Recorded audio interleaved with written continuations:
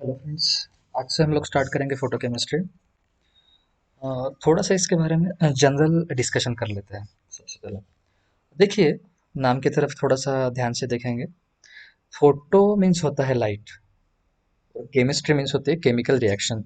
तो ऐसे chemical reaction जिसमें डायरेक्टली या फिर इनडायरेक्टली लाइट इन्वॉल्व होगा, लाइट मतलब फोटो इन्वॉल्व होगा, उस ब्रांच को हम लोग बोलेंगे फोटोकेमिस्ट्री। तो चलिए स्टार्ट करते हैं। देखिए, the branch of chemistry which deals with the study of interaction of radiation with matter, यानी ऐसी ब्रांच है केमिस्ट्री की जिसमें हम लोग स्टडी करेंगे। क्या स्टडी करेंगे? Interaction of radiation. अभी रेडिएशन ये विजिबल भी हो सकता है या फिर इनविजिबल भी हो सकता है, with matter resulting into a physical change और अ केमिकल रिएक्शन। देखिए, दो टाइप की रिएक्शन पॉसिबल है। यानी जब ये रेडिएशन इंटरेक्ट होगा किसी भी मैटर के साथ, तो उसमें फिजिकल चेंज आ सकता है या फिर केमिकल रिएक्शन भी हो सकती है। Whose rates and mechanisms are studied after initiation by the radiation energy is called as a photochemistry. उसके बाद क्या करेंगे हम लोग? इसी रिएक्शन का रेट और मैकेनिज्म हम लोग स्टडी करेंगे। जब ये रिएक्शन स्टार्ट हो जाएगी तो इसको हम लोग बोलेंगे फोटोकेमिस्ट्री। इसकी इजी डेफिनेशन हमको बाद में देखने को मिल ही जाएगी, लेकिन फिलहाल के लिए हमको इतना याद रखना है कि ऐसे केमिकल रिएक्शंस जिसमें डायरेक्टली या फिर इनडायरेक्टली लाइट इन्वॉल्व रहेगा उसको हम लोग बोलेंगे फोटोकेमिस्ट्री। दो the term radiation includes all types of electromagnetic waves. देखिए, जो रेडिएशन वाली टर्म है उसमें हर टाइप के इलेक्ट्रोमैग्नेटिक वेव्स आ जाते हैं। जैसे कि बहुत लो फ्रीक्वेंसी हो गई जिसको हम लोग माइक्रोवेव्स बोलते हैं, या फिर बहुत ज़्यादा हाई फ्रीक्वेंसी भी हो जाती है जिसको हम लोग एक्सरेज या फिर गैमा रेज भी बोल सकते हैं। तो जो रेडिएशन रहेंगे फोटोकेमिकल इंपॉर्टेंस के लिए, यानी कि ऐसे रेडिएशंस जो हम लोग फोटोकेमिकल रिएक्शन में कंसिडर करेंगे, या ऐसे रेडिएशंस रहेंगे जिनकी रेंज विजिबल और अल्ट्रावायलेट रीजन में आती है। यानी कि वही रेंज हमको याद रखनी है, विजिबल से लेके अल्ट्रावायलेट रीजन जो आती है 8000 से लेके 2000 एंगस्ट्रॉम तक, जिसको हम लोग बोल सकते हैं 800 से लेके 200 नैनोमीटर। तो ये जो रेंज है, ये रेंज हम लोग याद रखेंगे कि जो विजिबल और अल्ट्रावायलेट रीजन है वो रहेगा 800 से लेके 200 नैनोमीटर तक। देखिए, ऐसे रिएक्शंस जो होते हैं सिर्फ एब्जॉर्प्शन ऑफ लाइट से बाय रिएक्टिंग द सब्सटेंस, इनको हम लोग बोलते हैं फोटोकेमिकल रिएक्शन। देखिए, सिंपल लैंग्वेज में ऐसे केमिकल रिएक्शन जो लाइट के प्रेजेंस में होते हैं उनको हम लोग बोलते हैं photochemical reactions. These reactions are generally brought about by the absorption of light radiations of the visible and ultraviolet region। इसका मतलब ये है कि ऐसे रिएक्शन जो है वो रिएक्शन होते हैं किस कौन से लाइट के प्रेजेंस में? विजिबल रेडिएशन के प्रेजेंस में लाइट रेडिएशन, यानी कि वो विजिबल भी हो सकता है और अल्ट्रावायलेट भी हो सकता है। In this cases the light energy absorbed is stored with in the substance. देखिए, इसमें क्या होता है, रिएक्शन होने से पहले वो जो लाइट एनर्जी उसके ऊपर गिरी है, वो लाइट एनर्जी वो सब्सटेंस जो रिएक्ट होने वाला है वो सबसे पहले एब्जॉर्ब कर लेगा, उसको स्टोर कर लेगा, और उसके बाद फिर उसको यूज करेगा जिससे कि रिएक्शन हो सके। ये किस तरीके से काम करता है थोड़ा सा समझने की कोशिश करते हैं। फॉर एग्जाम्पल, अगर कोई सब्सटेंस रिएक्ट करने की कोशिश कर रहा है तो उसके ऊपर पहले लाइट गिराना आवश्यक है, तभी उसको फोटोकेमिकल रिएक्शन बोलेंगे हम लोग। वो लाइट गिरने के बाद वो सब्सटेंस जो है वो इंसिडेंट लाइट को एब्जॉर्ब कर लेगा, और उसके बाद उसी एब्जॉर्ब लाइट को वो रिएक्शन प्रोसेस करने के लिए यूज करेगा। यहाँ पर एक बात आवश्यक है, जो सब्सटेंस है उसको वो लाइट एब्जॉर्ब करने आना चाहिए। A large number of different types of reactions can be brought about by exposure to suitable light। अभी देखिए, थोड़ा सा वर्ड की तरफ ध्यान देंगे हम लोग। बहुत सारे ऐसे केमिकल रिएक्शंस हो सकते हैं जिसको हम लोग सुटेबल लाइट डालकर उस रिएक्शन को प्रोसीड कर सकते हैं। सुटेबल लाइट का मतलब यही होता है कि कुछ रिएक्शन विजिबल लाइट के प्रेजेंस में हो सकती है, तो कुछ अल्ट्रावायलेट साइड में हो सकती है। जरूरी नहीं है कि अल्ट्रावायलेट वाली विजिबल लाइट में हो ही जाए। इसका मतलब हर एक रिएक्शन के लिए सुटेबल लाइट का होना जरूरी है। तो जो दो अच्छे से एग्जाम्पल है जो वेल नोन है वो है फोटोकेमिकल रिएक्शंस के फोटोसिंथेसिस और formation of HCl from H2 and Cl2। इस इन दोनों में से आपने फोटोसिंथेसिस का नाम जरूर सुना होगा। जो फोटोकेमिकल रिएक्शंस है वो होते हैं जब इंसिडेंट फोटोन, इंसिडेंट मतलब उस सब्सटेंस के ऊपर गिरने वाला जो लाइट है, उसी लाइट को हम लोगों ने नाम दिया है फोटोन। फोटोन मतलब लाइट का particle, has sufficient energy so that it can result in the excitation of one of the reactants from ground electronic state to excited electronic state. तो अभी यहाँ पर एक ही कंडीशन है, अगर केमिकल रिएक्शंस वहां पर होनी चाहिए तो जो लाइट उसके ऊपर गिर रहा है, जो फोटोन गिर रहा है, फोटोन मतलब पार्टिकल ऑफ लाइट, तो उसमें सफिशिएंट एनर्जी होनी चाहिए। अगर उसमें सफिशिएंट एनर्जी होगी तो ही वो उस जो रिएक्टेंट है, दो रिएक्टेंट हो सकते हैं, कभी कभी एक भी होता है, तो उसमें से कोई भी एक रिएक्टेंट को वो ग्राउंड इलेक्ट्रॉनिक स्टेट से एक्साइटेड इलेक्ट्रॉनिक स्टेट में कन्वर्ट कर सके, तभी वो रिएक्शन हो सकती है। यहाँ पर एक बात याद रखेंगे, ग्राउंड इलेक्ट्रॉनिक स्टेट मतलब लो एनर्जी स्टेट, और एक्साइटेड इलेक्ट्रॉनिक स्टेट मतलब हाई एनर्जी स्टेट। जब कोई मॉलिक्यूल जिसको रिएक्शन में पार्टिसिपेट करना है, वो एक्साइटेड स्टेट में रहेगा तो ही वो रिएक्ट हो पाएगा, ग्राउंड स्टेट में उसकी रिएक्शन नहीं होती है। इसका मतलब यही है कि वो ज्यादा एनर्जी शो करेगा तभी वो रिएक्ट होगा। Photochemical reactions differ from ordinary chemical reactions. देखिए, जो ऑर्डिनरी केमिकल रिएक्शंस हम लोग डेली लाइफ में पढ़ते हैं, वो फोटोकेमिकल रिएक्शन से अलग होती है, यानी कि फोटोकेमिकल रिएक्शंस टोटली डिफरेंट होते हैं ऑर्डिनरी केमिकल रिएक्शन से। Ordinary reactions occur bye absorption of heat energy. देखिए, जो हम लोग रिएक्शंस देखते हैं उसमें एब्जॉर्प्शन होता है किसका? हीट एनर्जी का, और वो इन अब्सेंस ऑफ लाइट भी हो सकते हैं। इसका मतलब ऐसे रिएक्शन को हम लोग बोल सकते हैं डार्क रिएक्शन या फिर थर्मल रिएक्शन। डार्क रिएक्शन क्यों बोला गया है? क्योंकि इसमें लाइट की जरूरत नहीं, अंधेरे में भी रिएक्शन हो सकती है। जैसे फॉर एग्जांपल हम लोग खाना पकाते हैं, तो कुकर अगर चालू कर दिया और लाइट चली गई, तो कुकर तो अंधेरे में रखा है, फिर भी वो कुकर का जो फूड है वो पक जाता है। इसका मतलब वो हो गई डार्क रिएक्शन, या फिर उसको बोलेंगे थर्मल रिएक्शन, क्योंकि वहां पर हम लोग हीट सप्लाई करते हैं। फॉर एग्जाम्पल देखते हैं, देखिए, नाइट्रोजन गैस और हाइड्रोजन गैस मिलकर बनाते हैं अमोनिया गैस।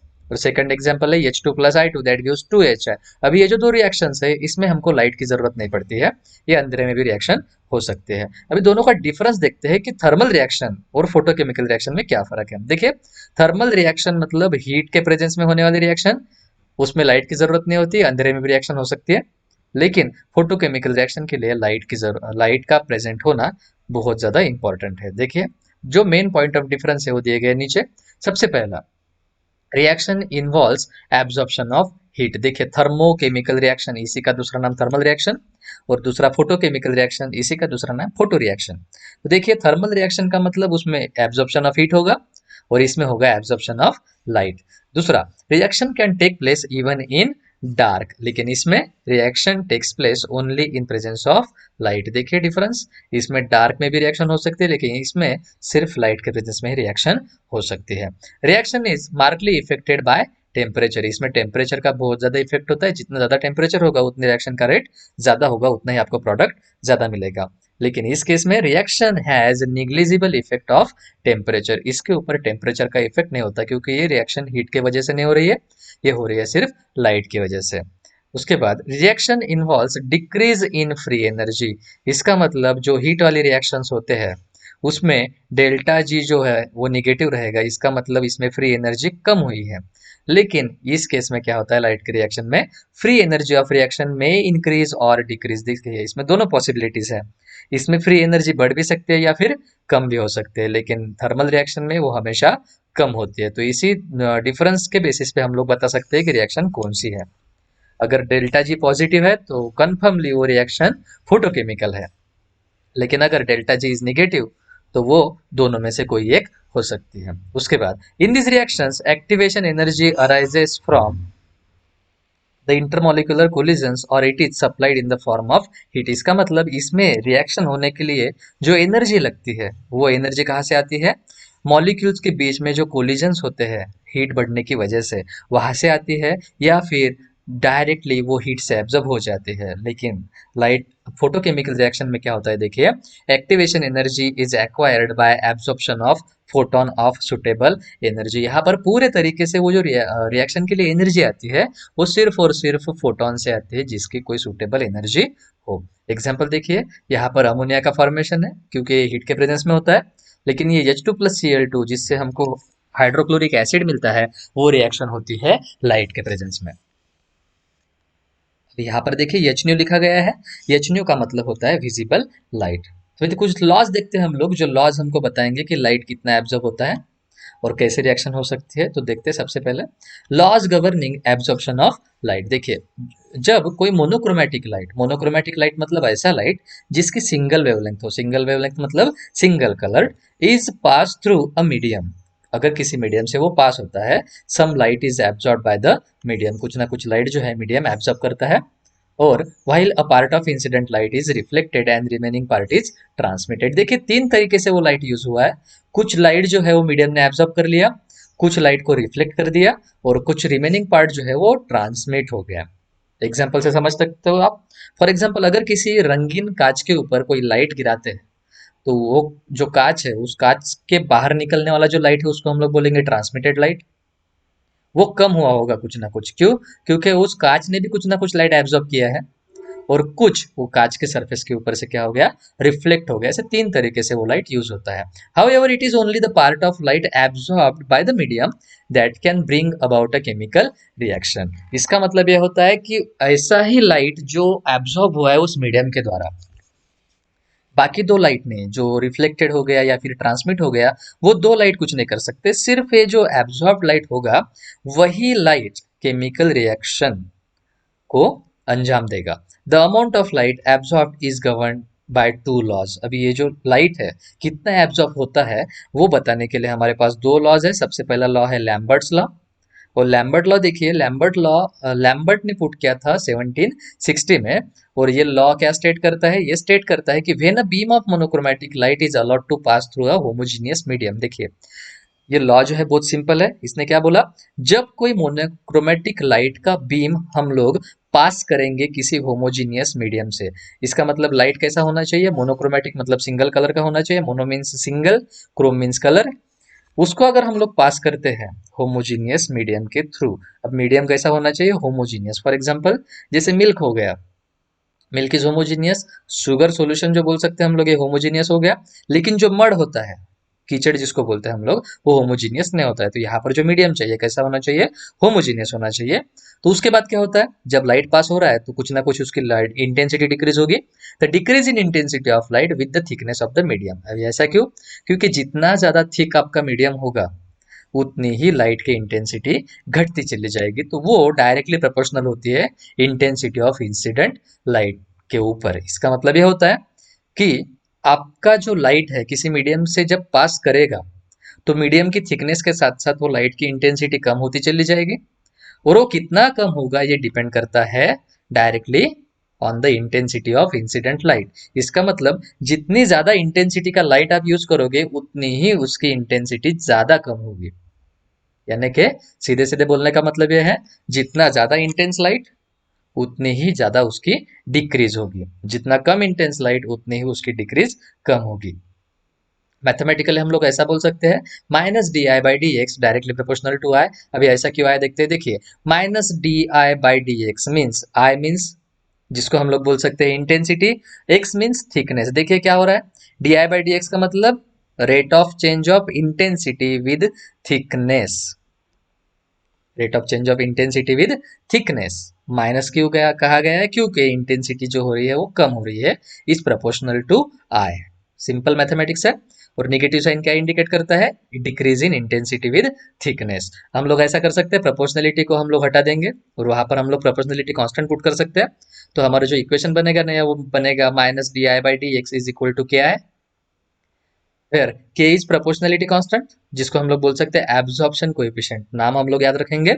के को हम लोग बोलते हैं प्रोपोर्शनलिटी कांस्टेंट, जिसी का दूसरा नाम है एब्जॉर्प्शन कोएफिशिएंट। और ये डिपेंड करता है नेचर ऑफ एब्जॉर्बिंग सब्सटेंस या फिर मीडियम के ऊपर। इसका मतलब के की जो प्रॉपर्टीज है वो सारी की सारी प्रॉपर्टीज डिपेंड करेगी हमारे जो सब्सटेंस है जो लाइट एब्जॉर्ब कर रहा है उसके ऊपर, या फिर उसी का दूसरा नाम रहेगा मीडियम। अभी देखिए थोड़ा सा इसको क्या करेंगे हम लोग, रीअरेंज कर देंगे। क्यों? क्योंकि यहाँ पर देखिए ये डी आई वाली टर्म एक साइड में है, आई वाली टर्म एक साइड में है। तो हम लोग आई वाले टर्म एक साइड में लेके चले जाएंगे, बाकी टर्म दूसरी साइड में लेके चले जाएंगे। तो यहाँ से आई को सिर्फ dx की जगह पे शिफ्ट करेंगे हम लोग, और dx को अपोजिट साइड में k के बाजू में लेके चले जाएंगे। तो हमको इक्वेशन मिलेगा minus D I divided by I is equal to k into D x. अभी अगर हम लोग इस इक्वेशन को इंटीग्रेट करना चाहते हैं तो कैसे इंटीग्रेट करेंगे? क्योंकि हमको लिमिट्स की आवश्यकता है। तो लिमिट कैसे पुट करेंगे? देखिए उसके लिमिट जो रहेंगे वो लिमिट रहेंगे शुरुआत में। देखते हैं शुरुआत में जब मीडियम स्टार्ट होते हैं तो उसकी थिकनेस होती है 0। तो x is nothing but it's thickness, तो थिकनेस हम लोग रखेंगे 0। लाइट की इंटेंसिटी शुरुआत में दिखाएंगे हम लोग आई जीरो से। आई जीरो मतलब शुरुआत वाली इंटेंसिटी। यहाँ पर इसके बाद हम लोग याद रखेंगे किसी भी टर्म के बाजू में अगर जीरो आता है तो वो दिखाएगा उसकी इनिशियल कंडीशन। तो इनिशियली जो इंटेंसिटी है वो आई जीरो रहेगी और फाइनली क्या हो जाएगा तो देखिए एक्स की वैल्यू लास्ट में पहुंचने के बाद एक्स हो जाएगी। इसका मतलब शुरुआत में एक्स की वैल्यू जीरो है तो लास्ट में एक्स हो जाएगी। इंटेंसिटी शुरुआत में आई जीरो तो लास्ट में आई होगी। अब यहाँ पर आपको एक बात याद रखनी है, ये जो आई जीरो है, I zero is always greater than I. क्यों ऐसा? क्योंकि आई जीरो की वैल्यू ही कम होने के बाद आई बची है।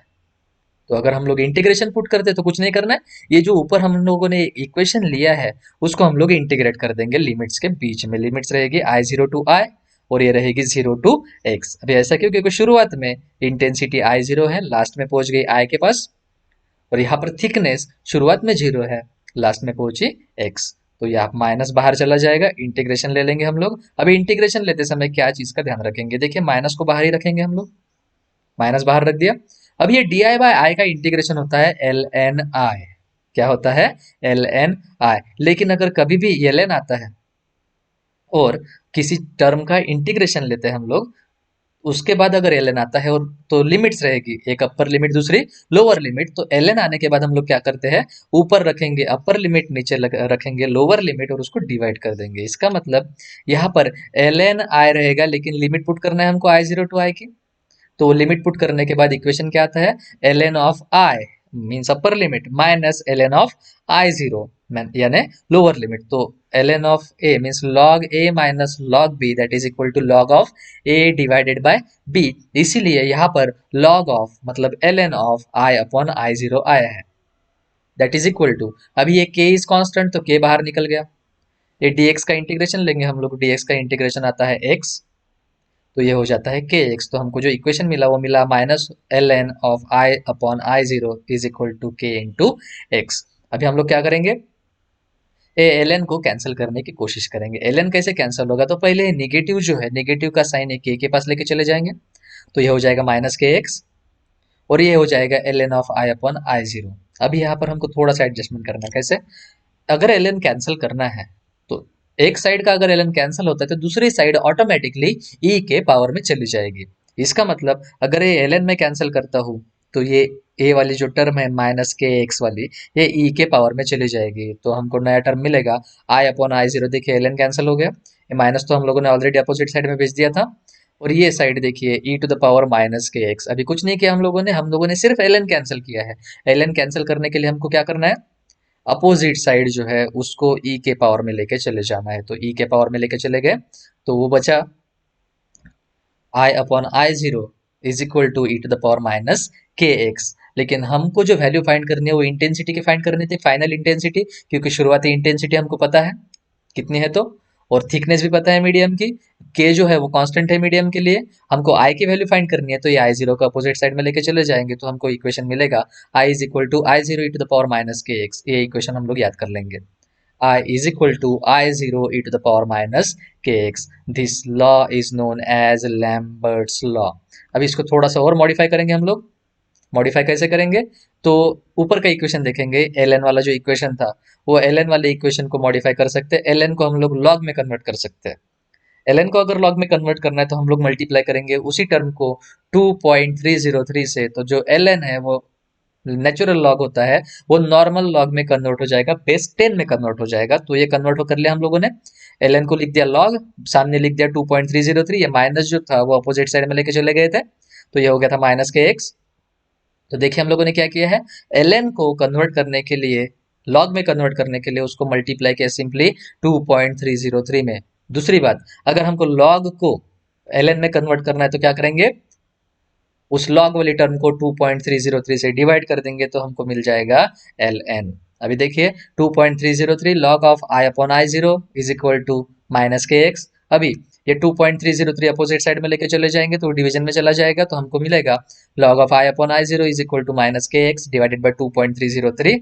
That gives log of I upon I zero. अभी ये के जो है कांस्टेंट है, X is nothing but thickness, और K is constant divided by 2.303 is also constant. तो जो नई टर्म बनेगी के को डिवाइड करने के बाद, क्योंकि के इज व्हाट, के तो सब्सटेंस के लिए कांस्टेंट हो जाता है, तो k अपॉन 2.303 की जगह पे हम लोग लिख सकते हैं k डैश। कुछ नहीं किया हम लोगों ने, k को डिवाइड कर दिया 2.303 से, नई टर्म आई वो भी कांस्टेंट रहेगी, तो दैट इज k डैश। तो अगर हम log कैंसिल करना चाहते हैं तो जैसे यहां पर किया था, ln को कैंसिल किया था तो e के पावर में लेके चले गए थे अपोजिट साइड को। यहाँ पर अगर हमको log कैंसिल करना है तो अपोजिट साइड को लेके चले जाएंगे 10 के पावर में। देखिए डिफरेंस, ln को कैंसिल किया, e के पावर में लेके चले गए अपोजिट साइड को। यहाँ पर log कैंसिल करना है तो अपोजिट साइड को लेके चले जाएंगे 10 के पावर में। तो इक्वेशन मिलेगा i upon I zero is equal to 10 raise to the power minus k dash x। या फिर अगर i की वैल्यू फाइंड करनी है तो ये आई जीरो लेके चले जाएंगे अपोजिट साइड में, तो इक्वेशन मिल जाएगा i is equal to I zero into 10 raise to the power minus k dash x। देखिए ऊपर के जैसा इक्वेशन है, सिर्फ e को रिप्लेस किया है हम लोगों ने 10 से और k को रिप्लेस किया है k डैश से। k डैश कहाँ से आया, ये k को डिवाइड कर दिया हम लोगों ने 2.303 से, जहां पर k dash is equal to k divided by 2.303। इसको बोलते हैं हम लोग एक्सटिंक्शन कोएफिशिएंट या फिर एब्जॉर्प्टिविटी। देखिए डिफरेंस, एब्जॉर्प्शन कोएफिशिएंट नहीं है ये, एब्जॉर्प्शन कोएफिशिएंट ऊपर था। देखिए k was known as absorption coefficient, लेकिन k डैश को हम लोग बोलते हैं एक्सटिंक्शन कोएफिशिएंट या फिर absorptivity of the substance that is absorbing medium. लेकिन जो log of I zero upon I है ये एब्जॉर्बेंस होता है, या फिर इसी को हम लोग बोलते हैं ऑप्टिकल डेंसिटी A। देखिए क्या बोला गया है, ये जो आई जीरो अपॉन आई होता है इसको हम लोग बोलते हैं एब्जॉर्बेंस। एब्जॉर्बेंस क्यों बोला गया है, क्योंकि I zero divided by I is this ratio is always greater than 1। तो ये क्या दिखाता है हमको कि कितना लाइट एब्जॉर्ब हुआ है, इसी को हम लोग बोलते हैं ऑप्टिकल डेंसिटी A। इसका मतलब ये log of I zero upon आई हुआ था k डैश x, तो इसकी जगह पे हम लोग पुट कर सकते हैं A। तो ये हो जाएगा a is equal to k dash x। तो इक्वेशन 1, 2 और 3 कौन से इक्वेशन देखिए, एक a वाला equation i is equal to I zero to the power minus K X. दूसरा इक्वेशन e की जगह पे 10 लिख देंगे और ये k डैश की जगह k की जगह पे k डैश, ये दूसरा इक्वेशन हो गया। और तीसरा equation a is equal to k dash x। तो ये सारे के सारे जो इक्वेशन है डिफरेंट मैथमेटिकल फॉर्म्स में हमको लैम्बर्ट लॉ बताते हैं। इसी का जो एक्सटेंडेड फॉर्म है, यानी कि ये तो हुआ था अप्लाइड सॉलिड्स के लिए क्योंकि यहाँ पर थिकनेस ज्यादा इंपॉर्टेंट थी, लेकिन दूसरा जो लॉ है, जो लैम्बर्ट लॉ बियर्स लॉ रहेगा, वो रहेगा लिक्विड्स के लिए, सॉल्यूशंस के लिए। अभी वो कैसे होता है हम लोग थोड़ा सा डिटेल में देखते हैं। देखिए अभी ये लिक्विड के लिए अप्लाई होता है, ये कैसे याद रखेंगे, तो देखिए नाम में दिखता है बियर, बियर होती है लिक्विड, इसका मतलब जो बियर्स लॉ होगा वो लिक्विड्स के लिए रहेगा और लैम्बर्ट्स रहेगा सॉलिड के लिए। देखिए सिंपल लैंग्वेज में ये एक्सटेंशन होता है लैम्बर्ट्स लॉ का, और इसको पुट किया था बियर ने 1852। देखिए वो 1760s और ये 1852, लगभग 90 ईयर्स का डिफरेंस आ गया। It is applicable to the solutions. देखिए लिक्विड्स के लिए अप्लाई होता है, और इसको स्टेट कर सकते हैं कैसे, जैसे उधर किया था सेम स्टार्टिंग रहेगी, when a monochromatic beam of light passes through a homogeneous solution. इसका मतलब जब मोनोक्रोमेटिक बीम हम लोग पास करेंगे लाइट का, होमोजीनियस सॉल्यूशन, वहां पर होमोजीनियस मीडियम था, यहाँ पर होमोजीनियस सॉल्यूशन है। The decrease in the intensity of light with the thickness of the solution, देखिए सेम है, with the thickness of medium था वहां पर, यहाँ पर with the thickness of solution है, is directly proportional not only to the intensity of incident light but also to the concentration of the solution. देखिए सिर्फ इतना ही आया, not only but also, not only to the intensity of incident light वहां पर था ही, but also क्या है, to the concentration of the solution. इसका मतलब जो डिक्रीज होता है इंटेंसिटी, वो ना कि इंसिडेंट लाइट के ऊपर डिपेंड करता है, लेकिन साथ ही साथ वो डिपेंड करता है कॉन्सेंट्रेशन ऑफ द सॉल्यूशन के ऊपर। इसका मतलब इसको भी हम लोग उसी तरीके से सॉल्व कर सकते हैं। कैसे सॉल्व करेंगे, देखिए वहां पर लिखा था minus D I by D X directly proportional to I, यहाँ पर सी एक्स्ट्रा आ गया, सी मतलब कॉन्सेंट्रेशन। तो यहाँ पर अगर हम लोग प्रोपोर्शनलिटी कांस्टेंट हटाने की कोशिश करते हैं तो वहां पर हम लोगों को एक कांस्टेंट रखना पड़ेगा, वो कांस्टेंट रख दिया हम लोगों ने अल्फा। इस अल्फा को बोलते हैं हम लोग प्रोपोर्शनलिटी कांस्टेंट, जो होता है मोलर एब्जॉर्प्शन कोएफिशिएंट। देखिए वो एब्जॉर्प्शन कोएफिशिएंट था, ये मोलर एब्जॉर्प्शन कोएफिशिएंट है। मोलर क्यों, क्योंकि इट इज कॉन्सेंट्रेशन, और ये जो वैल्यू है इसकी, इसकी वैल्यू डिपेंड करती है nature of the absorbing solute के ऊपर and the wavelength of the light used. देखिए ये दो चीज के ऊपर डिपेंड करता है, एक तो जो सॉल्यूशन आपने यूज किया उसके ऊपर, साथ ही साथ आपने कौन सी वेवलेंथ यूज की लाइट की उसके ऊपर, और C is nothing but the molar concentration of the solution under study. अब ये वही फॉर्मूला हम लोग इधर अप्लाई करेंगे, जो dx वाली टर्म है उधर लेके चले जाएंगे, i वाली टर्म इधर लेके आएंगे, तो ये हो जाएगा minus D I by I is equal to alpha into C into D X. Integrate करेंगे, वही लिमिट्स अप्लाई करेंगे, एक x is equal to zero to x is equal to x, और दूसरी i is equal to I, zero to I is equal to I. देखिए limit put कर दिए, same तरीके से आंसर आएगा, क्योंकि यहाँ पर हम लोग c को जो है c को एज अ कांस्टेंट ट्रीट करेंगे। बाकी ऊपर का इक्वेशन जहां पर अल्फा लिखा था वहां पर k लिख देंगे, k इंटू सी लिख देंगे बस, बाकी कोई चेंज नहीं करना है। देखिए अल्फा सी मतलब k समझ के चलिए, तो अल्फा सी बाहर निकल जाएगा, x का इंटीग्रेशन ऑफ dx हो जाएगा x, और यहाँ पर आई जीरो टू आई का इंटीग्रेशन आया था minus L N of I upon I zero. इसको फिर से सिंप्लीफाई करेंगे तो एल एन को कैंसिल कर देंगे, तो ये हो जाएगा I upon I zero is equal to E to the power minus alpha C into X, यहाँ पर माइनस के एक्स था, और अगर आई की वैल्यू फाइंड करना चाहते हैं तो वो हो जाता है I is equal to I zero E to the power minus alpha C X, यहाँ पर के था। बाकी कोई चेंजेस नहीं हुए, सिर्फ के की जगह पे हम लोगों ने अल्फा इंटू सी पुट किया है, तो ये इक्वेशन 1 हो जाएगा। उसके बाद हम लोग 2.303 वाला एडजस्टमेंट कर लेंगे, तो यहाँ पर हो जाएगा ये अल्फा डिवाइडेड बाय 2.303। तो यहाँ पर हम लोगों ने वहां लिखा था के अपॉन 2.303 को के डैश, यहाँ पर अल्फा अपॉन 2.303 को लिखेंगे हम लोग एप्सिलॉन। देखिए चेंजेस, के की जगह पे अल्फा, और अल्फा अपॉन 2.303 की जगह पे हम लोग लिखेंगे एप्सिलॉन। तो इक्वेशन हो जाता है I upon I zero is equal to 10 raised to the power minus epsilon cx, that is I is equal to I zero 10 raised to the power minus epsilon cx। देखिए इसी का modified form है नीचे वाला। और उसके बाद हम लोग अगर ये जो टर्म है a is equal to log of I zero upon I put करते हैं, तो हमको मिलता है a is equal to epsilon into C into X. X की जगह पे हम लोग अगर थिकनेस पुट करना चाहते हैं तो टी भी पुट कर सकते हैं, तो इक्वेशन में कंफ्यूज नहीं होना है। a is equal to epsilon C X भी हो सकता है, या फिर इसकी जगह पे हम लोग t दैट इज थिकनेस भी पुट कर सकते हैं। इसको थोड़ा सा हम लोग और एडवांस लेके चले जाएंगे तो क्या मिलता है, देखिए if concentration of the solution is 1 molar, देखिए c की वैल्यू अगर 1 मोलर हो जाती है और थिकनेस ऑफ द मीडियम भी 1 होता है, तो देखिए क्या हो जाएगा, c भी 1 हो गया, x भी 1 हो गया, तो 1 इंटू वन दैट इज 1, तो a की वैल्यू जो है एप्सिलॉन के बराबर हो जाएगी। इसका मतलब जो मोलर एक्सटिंक्शन कोएफिशिएंट है उसको हम लोग ऐसे डिफाइन कर सकते हैं, absorbance produced by 1 molar solution placed in a cell of thickness 1 centimetre. ये हो गया molar extinction coefficient that is epsilon, क्योंकि एप्सिलॉन ज्यादा इंपॉर्टेंट था। एप्सिलॉन को कैसे फाइंड कर सकते हैं, तो सी की वैल्यू 1 पुट कर देंगे तो दैट इज कॉन्सेंट्रेशन 1 मोलर, और एक्स की जगह पे हम लोग 1 पुट करेंगे तो 1 सेंटीमीटर थिकनेस हो गई। तो ऐसा सॉल्यूशन जिसको हम लोगों ने 1 मोलर कंसिडर किया है और उसको अगर हम लोगों ने सेल में पुट किया है जिसकी थिकनेस 1 सेंटीमीटर है, तो उसमें जो एब्जॉर्बेंस प्रोड्यूस होगा वही एब्जॉर्बेंस उस सॉल्यूशन का मोलर एक्सटिंक्शन कोएफिशिएंट होगा। तो इसी के साथ हम लोगों का आज का लेक्चर जो है खत्म होता है।